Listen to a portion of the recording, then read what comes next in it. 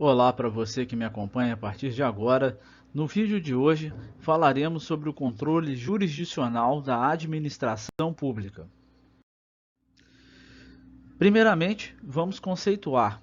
De acordo com José dos Santos Carvalho Filho, o controle judicial é o poder de fiscalização que os órgãos do Poder Judiciário exercem sobre os atos administrativos do Executivo, do Legislativo e do próprio Judiciário.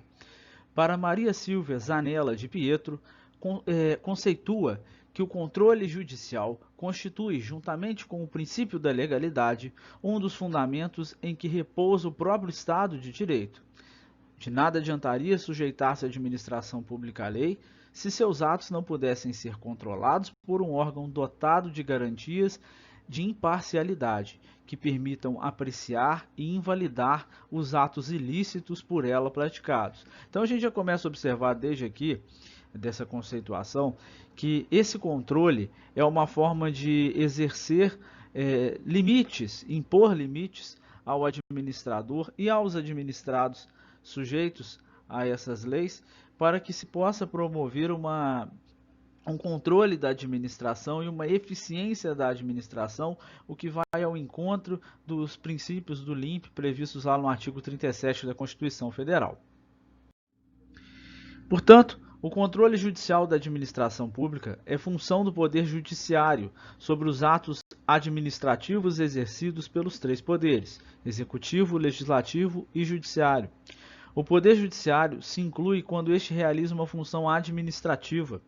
Esse controle, portanto, como o próprio nome já diz, é o exercido exclusivamente pelos órgãos do Poder Judiciário e tem atuação sobre os atos administrativos praticados pelo Executivo, Legislativo e Judiciário. Isso tudo tem a ver com a teoria dos freios e contrapesos, com um poder regulando o outro, no caso aí o Judiciário, fazendo um controle dos atos do Executivo, Legislativo e próprios, permitindo-se assim uma melhor aplicação jurídica, um melhor exercício dos poderes, para que se tornem e fiquem harmônicos entre si e se respeite seu próprio Estado de Direito.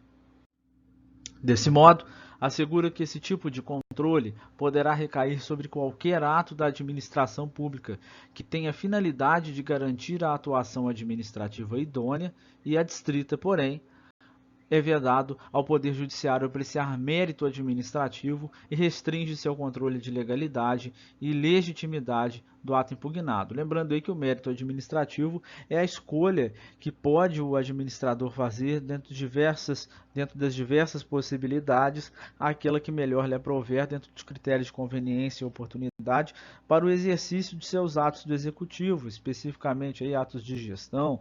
Por exemplo, ele pode escolher construir uma ponte ou aplicar melhor esse recurso, por exemplo, em outra área, desde que a lei assim o permita.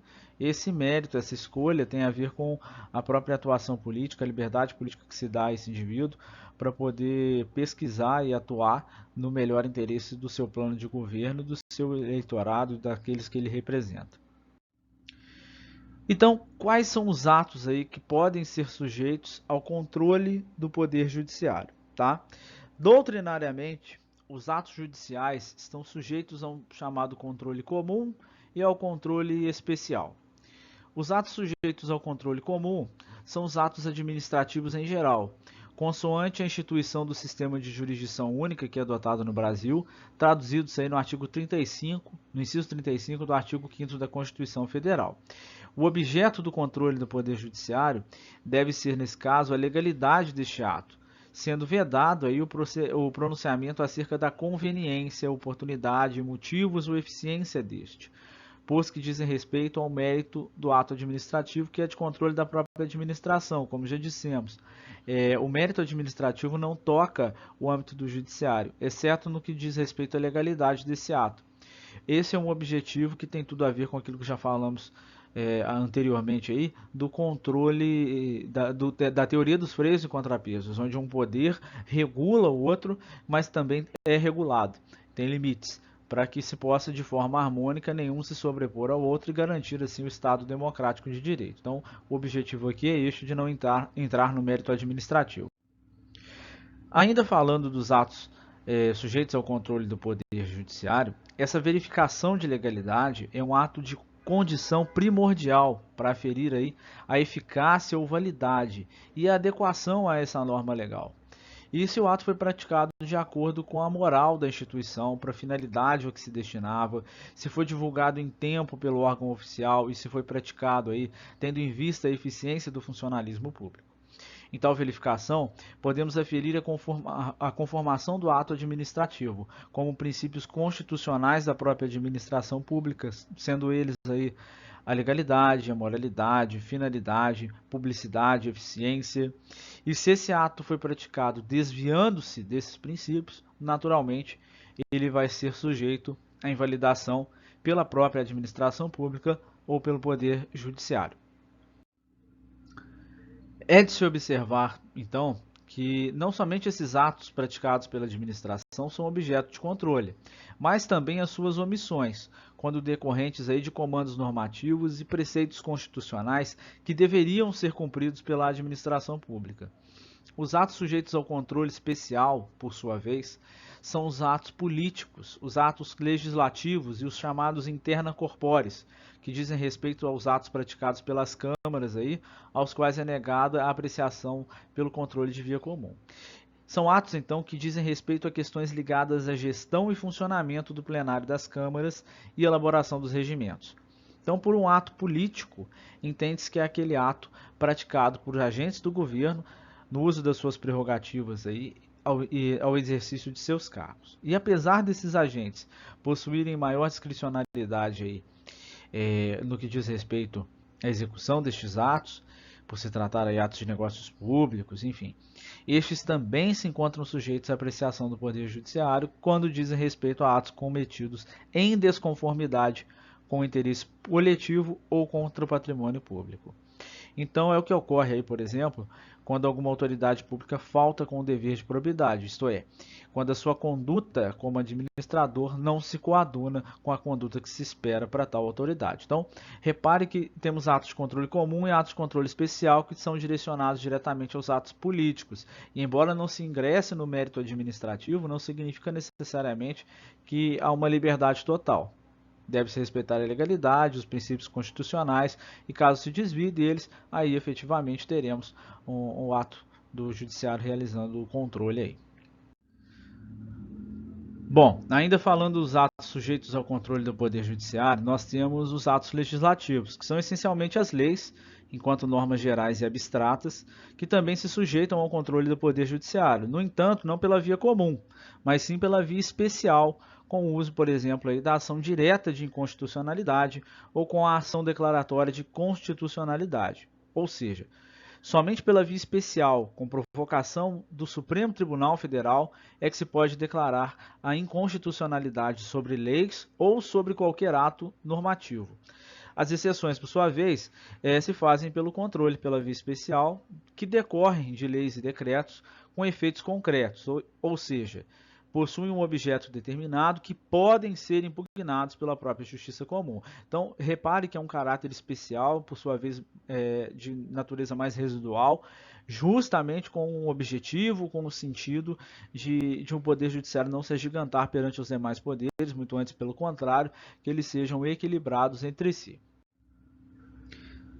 E quais seriam aí os meios de controle dos atos administrativos que o Poder Judiciário pode se valer? Já mencionamos algum aqui, mas vale colocá-los de maneira objetiva. Então, esses meios processuais aí podem se valer pela justiça comum, tá? Com procedimentos ordinário, sumário e especial, e podem ser buscados por qualquer pessoa que se sinta lesada ou ainda que vise a proteção de interesses coletivos aí, de atos praticados pela administração, como o caso de uma ação popular ou ação civil pública, e ainda pelo uso da ação direta de inconstitucionalidade ou ação declaratória de constitucionalidade. Ou seja, os meios de controle podem ser individuais, quanto podem ser coletivos.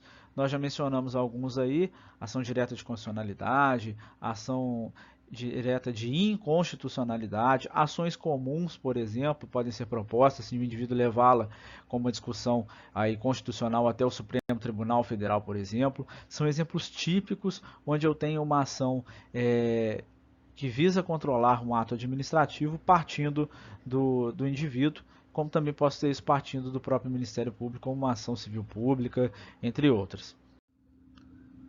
De outra forma, se houver algum abuso ou ato de ilegalidade que atinja direito individual praticado pela administração pública, quem se sentir lesado pode impetrar mandado de segurança conforme estabelecido pelo artigo 5º da Constituição Federal. Tema este, mandado de segurança, que já falamos aqui no canal, e vou deixar um link nessa descrição, no card aqui, para você poder acompanhar e saber sobre esse assunto, caso queira. Então, pode ser impetrado também o chamado mandado de injunção, que é um tema que a gente começou a falar agora no canal também, tem vídeo sobre isso nessa semana, vou deixar o link também aqui na descrição. E ele pode ser impetrado toda vez que alguém se sentir prejudicado pela falta de alguma norma regulamentadora que torne inviável o exercício dos direitos e liberdades constitucionais. E também tem aí chamado o habeas data, tá? Para qualquer pessoa que se sentir que tenha necessidade de acesso a registros públicos que concernem as repartições públicas, tá? Tema esse que faremos um vídeo muito em breve sobre esse assunto. Nós temos ainda a possibilidade de uma ação direta de inconstitucionalidade para aferir aí se determinada lei encontra em consonância, em harmonia com os preceitos normativos constitucionais, ou termos uma ação declaratória de constitucionalidade para se afastar qualquer dúvida sobre a constitucionalidade ou não de determinada lei. Dentre outras ações ordinárias aí que também podem ser propostas e ajuizadas pelo particular em face da administração pública, como ações possessórias, ações monitórias, ações de cobrança, ou seja, o leque de controle dos atos da administração pública, ele extravasa o próprio âmbito do poder público e é permitido também pela via do particular.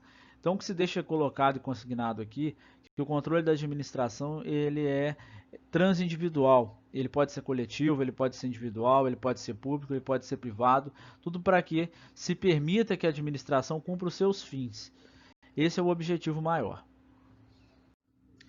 Bom, se você gostou desse tema, deixe o seu joinha aí por esse vídeo. Se você não se inscreveu no canal, se inscreva, ajuda muito a gente a continuar produzindo esse tipo de conteúdo. Não esqueça de compartilhar esse vídeo. Tem mais links e fontes aqui para você saber mais sobre esse tema. A gente se vê no próximo vídeo. Até lá!